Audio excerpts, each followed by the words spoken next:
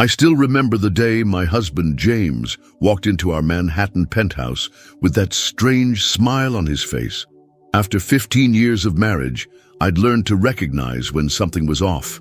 His designer suit was impeccable as always, but there was a new gleam in his eyes, the kind he only got when millions were at stake.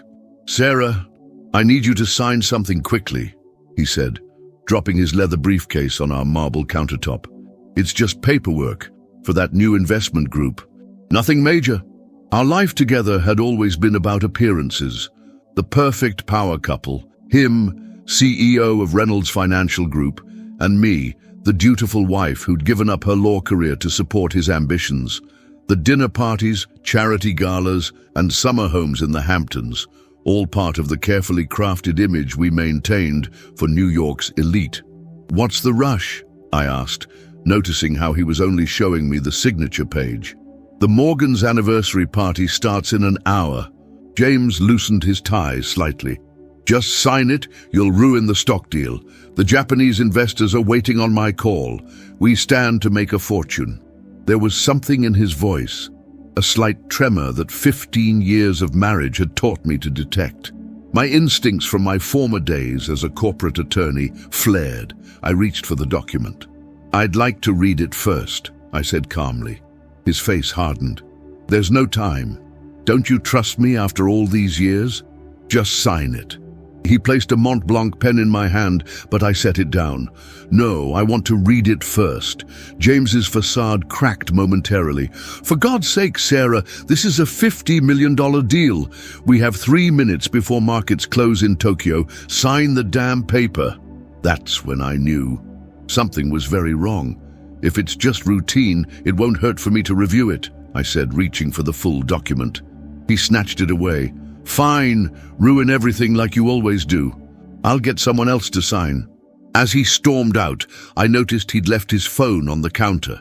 It lit up with a text from Rebecca, his executive assistant. "Did she sign it? Martin says we need to move quickly if we want to transfer everything before she notices." My blood ran cold. Transfer everything? I had access to our shared email account, something James had forgotten years ago when he set it up. With trembling hands, I logged in from my laptop. There they were, hundreds of emails between James, Rebecca, and his lawyer Martin. Plans to transfer our assets to offshore accounts, discussion of divorce strategy, and worst of all, photos of James with Rebecca on our yacht in the Caymans. The yacht he claimed he was selling months ago due to market instability. They were planning to leave me with nothing. 15 years of marriage, dissolved into spreadsheets and legal strategies to ensure I'd walk away destitute. I sat on our Italian leather sofa, overlooking the Manhattan skyline through floor-to-ceiling windows, and felt a strange calm settle over me. The woman who had stood in James's shadow for 15 years, the woman who'd given up her promising legal career to be the perfect corporate wife, was waking up. What James had forgotten is that before I was Mrs. Reynolds, I was Sarah Mitchell, youngest partner at Goldstein & Burke, specializing in corporate fraud. And I still had friends in powerful places. I picked up my phone and dialed a number I hadn't called in years. "Michael, it's Sarah. I need your help." Michael Chen had been my mentor at the firm. "I think my husband is committing securities fraud, and I need to stop him before he transfers everything offshore." Michael's voice was exactly as I remembered. "Send me what you have. Don't confront him yet. And Sarah, document everything." I took a deep breath. "There's something else. I need you to recommend a divorce attorney, the best you know." That night I went to the Morgan's anniversary party alone. I smiled, I laughed. I made small talk with the wives of James's business associates. No one would have guessed that I had just discovered my entire life was a lie. James arrived late, barely acknowledging me. I watched him work the room, charming as always, while Rebecca hovered nearby, taking calls on his behalf. "Your husband is quite the businessman," said Eleanor Morgan, our hostess. "Thomas says the Reynolds-Nakamura deal is going to revolutionize the market." I smiled. James has always been ambitious. And how fortunate he has you supporting him, she said, patting my arm. So many of these men have wives who don't understand their vision. If only she knew. I'd spent 15 years supporting a man who was planning to discard me like yesterday's newspaper, but not anymore. When we returned home that night, James headed straight to his study. I have calls to make, he said curtly. Don't wait up. Of course, I replied. By the way, you forgot this. I handed him his phone. Something flickered in his eyes. Worry, perhaps, but it vanished quickly. Thanks, he muttered, taking it. Little did he know, I'd already forwarded the incriminating emails to Michael and made copies of everything. The game had changed. James thought he was playing chess, but he'd forgotten who taught me how to strategize. As I lay in our king-size bed alone that night, I made a promise to myself. When this was over, James Reynolds would learn that underestimating me was the biggest mistake of his life. For the next 3 weeks, I played the perfect wife. I hosted his business dinners, laughed at his jokes, and pretended I knew nothing about his plans. Meanwhile, I was building my case with Michael and Diana Lawson, the divorce attorney he'd recommended. He's getting sloppy, I told Diana during one of our meetings in her Upper East Side office. Yesterday, he asked me again to sign those transfer documents. Diana, a sharp-featured woman in her 50s with a reputation for dismantling unfaithful husbands in court, smiled. And what did you do? I told him I needed time to review them properly. He wasn't happy. Good, Diana nodded. The longer we can delay, the more evidence we gather. Our investigator has confirmed the offshore accounts in the Caymans and Switzerland. He's moved approximately $30 million already. I felt sick. That's more than I thought. There's something else, Diana said, sliding a folder across her desk. These are records of a property purchase in Malibu, a $12 million beachfront home purchased 6 months ago under a shell company. Our investigator found evidence that it was furnished specifically to Rebecca's taste. My hands trembled as I looked at the photos. A modern glass structure overlooking the Pacific. Their love nest, built with our money, while he was planning to leave me with nothing. Sarah, Diana's voice softened slightly, we have enough for the divorce proceedings, but Michael tells me you want to pursue the securities fraud angle as well. I nodded. James isn't just betraying me. He's defrauding his investors. The Nakamura deal is built on falsified projections. He's been cooking the books for years. That's a dangerous path. Once we file these charges, there's no going back. He could face serious jail time. I thought about the 15 years I'd spent supporting James, the career I'd abandoned, the children we never had, because his empire always came first. I understand the consequences, I said firmly. That evening, James surprised me by coming home early. He found me in our library reading. Sarah, he said, setting down his briefcase, we need to talk about those documents. I closed my book. What about them? I've been patient, but this is ridiculous. It's been weeks. Either you trust me or you don't. I studied him. The man I'd once loved, his custom suit, his perfectly groomed hair, his confident stance. Had he always been this hollow? Actually, I said carefully, I've been meaning to discuss them with you. Some of the clauses seem unusual. His expression flickered. What clauses? The ones regarding the transfer of our personal assets to Grand Cayman Banking Trust. James went still. For a moment, the mask slipped, and I saw raw panic in his eyes. Then he recovered, his face hardening. You weren't supposed to see the full document. Clearly, I replied, just like I wasn't supposed to see the emails between you and Rebecca, or the photos from the Cayman trip, or the plans for your Malibu home. He paled. You've been spying on me? No, James, I've been protecting myself. There's a difference. He ran his hand through his hair, calculation replacing shock. Look, this isn't what you think. Rebecca is just... Save it, I interrupted. I'm not interested in your explanations. What I'm interested in is what happens next. A cold smile spread across his face. Nothing happens next.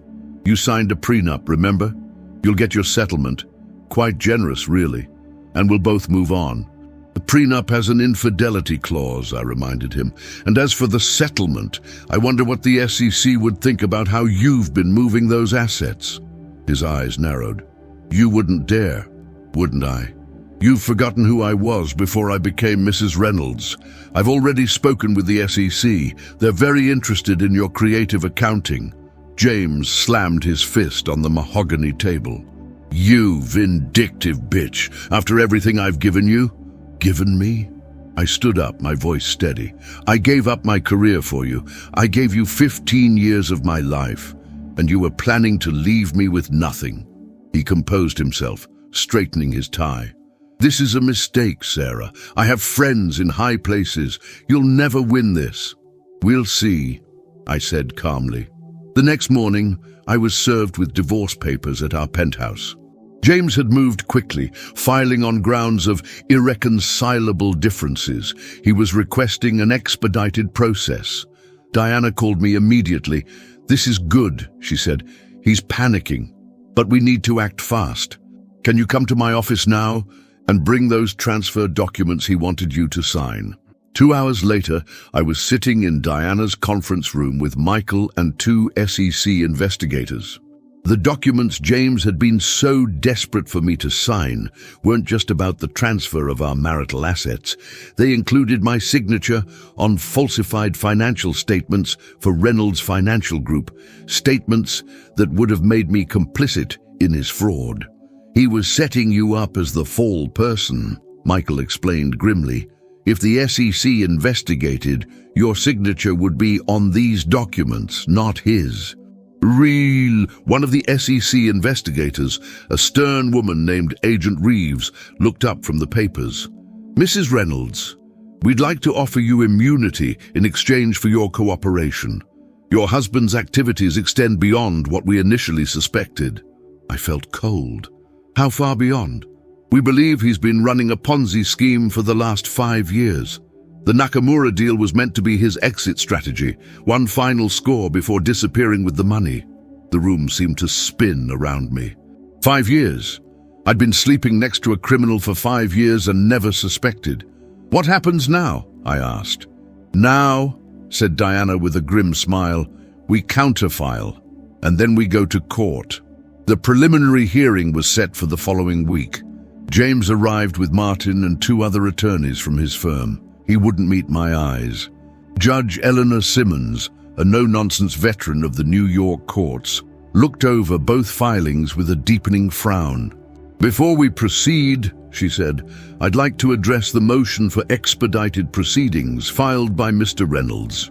She peered at James over her reading glasses. You're requesting the court enforce the prenuptial agreement and finalize this divorce within 30 days. Yes, Your Honor, Martin replied smoothly. My client believes a prolonged proceeding would damage his company's stock value. The prenuptial agreement is clear. Judge Simmons turned to Diana. And Mrs. Reynolds opposes this motion?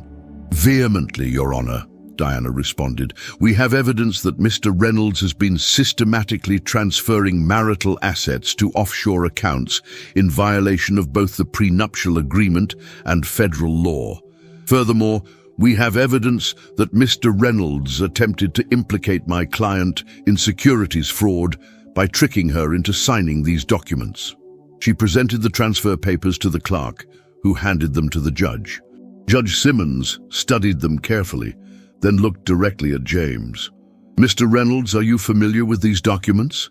James shifted uncomfortably. They're standard transfer authorizations, Your Honor. Really? The judge raised an eyebrow.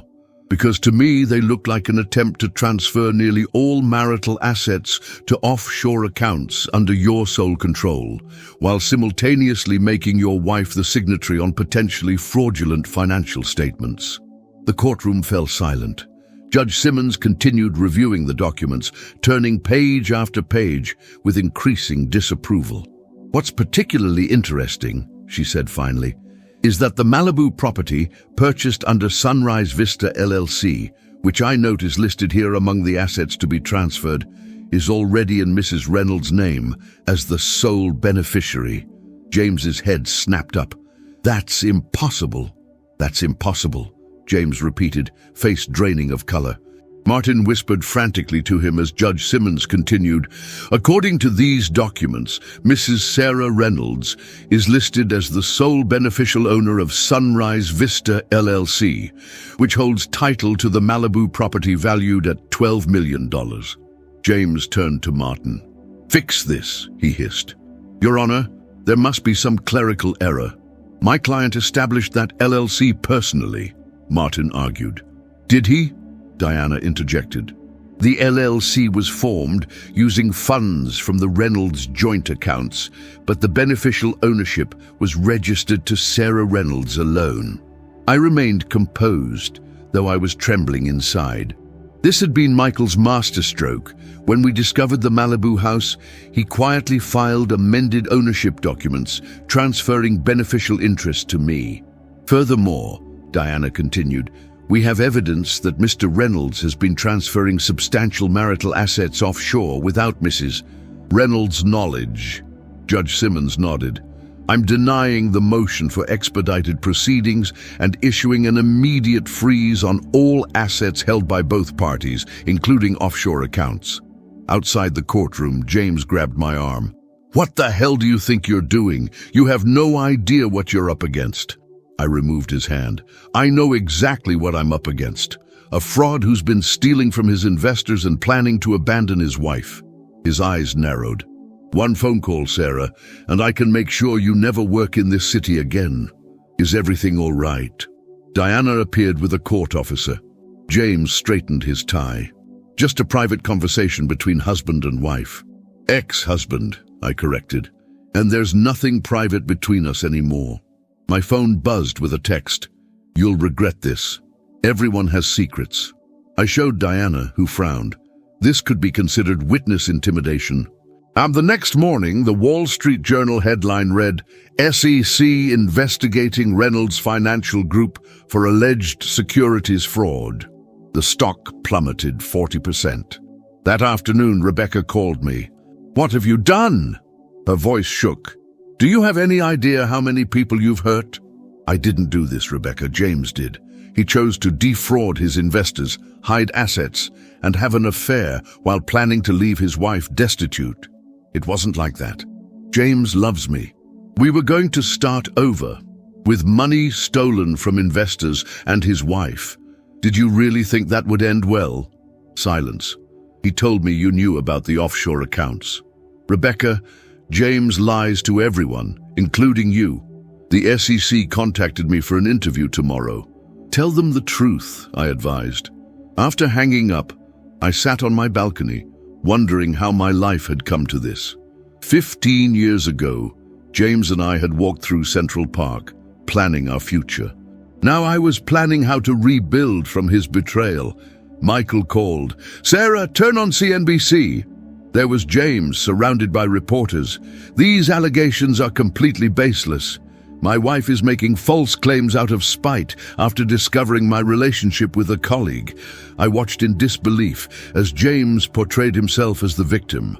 "The SEC investigation will clear my name completely.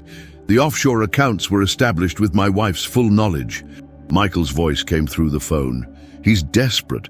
The SEC has already seized documents and interviewed 3 former employees who've corroborated the fraud allegations."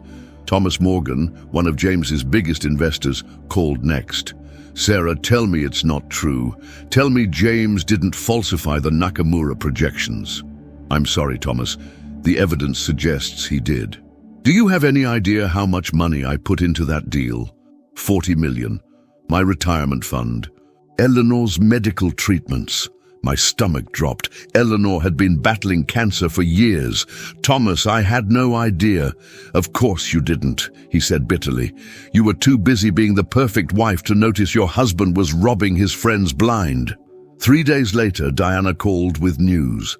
"The SEC has expanded their investigation. They've frozen all of James's accounts and issued subpoenas to his firm's partners." "What about the investors?" "That's complicated. But there might be a way to help them if you're willing. Tell me, the Malibu property, the frozen offshore accounts, your personal portfolio. If you liquidate those assets, you could establish a fund for the defrauded investors." Would it be enough? Not to make everyone whole, but enough to help those hit hardest like the Morgans. I didn't hesitate. Do it. The next day, Agent Reeves met me at the SEC offices. Your cooperation has been invaluable. We found evidence of fraud dating back 7 years. There's something else. We believe your husband was planning to flee the country. Rebecca came forward. He had purchased tickets to Venezuela for them both. I felt strangely calm. When were they planning to leave? Next Tuesday, the day after he was pushing to finalize your divorce. As the elevator doors closed, I realized how close I had come to losing everything. James would have disappeared with millions, leaving me to face the consequences of his crimes. Let's begin, Agent Reeves said, pressing record. Mrs. Reynolds, please state your name for the record. Sarah Mitchell Reynolds, and I'm ready to tell you everything I know. The following weeks blurred into depositions, hearings, and media scrutiny. James was arrested boarding a private jet to Caracas. Rebecca never showed up at the airport. After our call, she went straight to the SEC. He told me we were going on vacation, she explained when we ran into each other outside the courthouse. She looked smaller, her designer clothes replaced by a simple gray suit.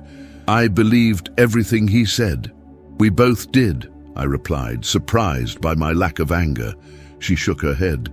Not the same way. You were his wife. I was just convenient. Before leaving, she added, for what it's worth, I'm sorry. Not just for the affair, but for going along with his schemes. I nodded, acknowledging without absolving. We'd both been manipulated, but she'd made her own choices. Meanwhile, Diana and I established the Reynolds Investor Recovery Fund using the assets I'd protected.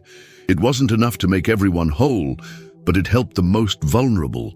Retirees like the Morgans. Eleanor called after receiving the first distribution. You didn't have to do this. These weren't your debts to pay. In a way, they were. I benefited from James's success, even if I didn't know it was built on fraud. The divorce proceedings continued, secondary to the criminal case. James was denied bail as a flight risk. Diana advised against visiting him, but something compelled me to go. Perhaps I needed closure.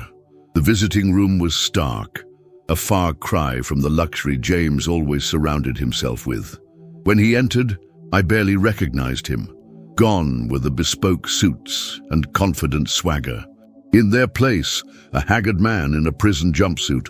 I didn't think you'd come, he said through the divider. Neither did I. James studied me. You look good. Better than when you were with me. I am better. He nodded. Always the survivor. It's what I admired about you. Even as I was setting this up, part of me knew you'd find a way through. Is that supposed to be a compliment? That you admired me while planning to destroy me? I never wanted to destroy you, Sarah. I just wanted something else, someone else. And that justified stealing from me, from your investors. He looked away. Once it started, the lies, the manipulated reports, I couldn't stop. Each quarter needed better numbers than the last. And Rebecca? Was she just another asset to manipulate? I cared for her, but she was useful too. Young, eager to please, easily impressed by wealth. Unlike me. You stopped being impressed years ago, he said, with a hint of arrogance. You saw through me even when you didn't realize it. I stood to leave. Goodbye, James. Wait, my lawyers say I'm looking at 20 years. Minimum. That sounds about right for what you did. They're offering a deal. 12 years if I cooperate, return what's left. Take it. It's more generous than you deserve. As I walked away, he called after me, Sarah, I really did love you.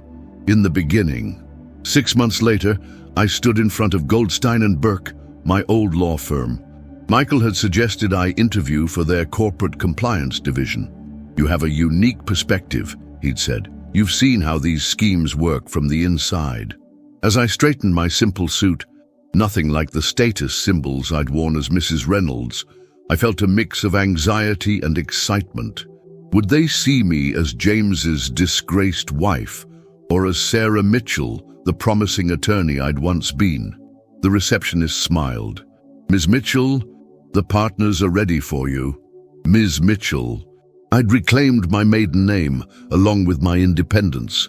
The partners were impressed by my first-hand knowledge of financial fraud. "Your experience is unique," said Patricia Goldman, the senior partner, "and your work with the SEC has been noticed. We need someone who can recognize these patterns before they destroy companies and lives." 2 weeks later, I accepted their offer. The salary was a fraction of what James and I had lived on, but it was mine, earned through my own skill. That evening, Thomas Morgan visited my modest Upper West Side apartment. "I won't stay long," he said. "I just wanted to tell you that Eleanor's latest scans came back clean. The new treatment worked." "That's wonderful news. It wouldn't have been possible without your fund. The money covered treatments our insurance wouldn't. You don't need to thank me." "Yes, I do, especially after how I spoke to you. I blamed you for James's actions, and that wasn't fair." As he left, Thomas paused. "Eleanor's hosting a small dinner next week. Nothing fancy. She'd love it if you came." I smiled. "I'd like that." Standing by the window after he left, I watched the city lights shimmer. The woman who had signed whatever James put in front of her was gone. In her place stood Sarah Mitchell, stronger, wiser, and finally free. The judge's words from our final hearing echoed in my mind. "Mrs. Reynolds, the court finds that you acted with extraordinary integrity in the face of extraordinary deception. Your ex-husband's name will appear on court records for his crimes, but your name will be remembered for how you helped repair the damage he caused. Some wounds take time to heal, but as I turned from the window toward my new life, I knew I was finally on the right path, one I had chosen for myself.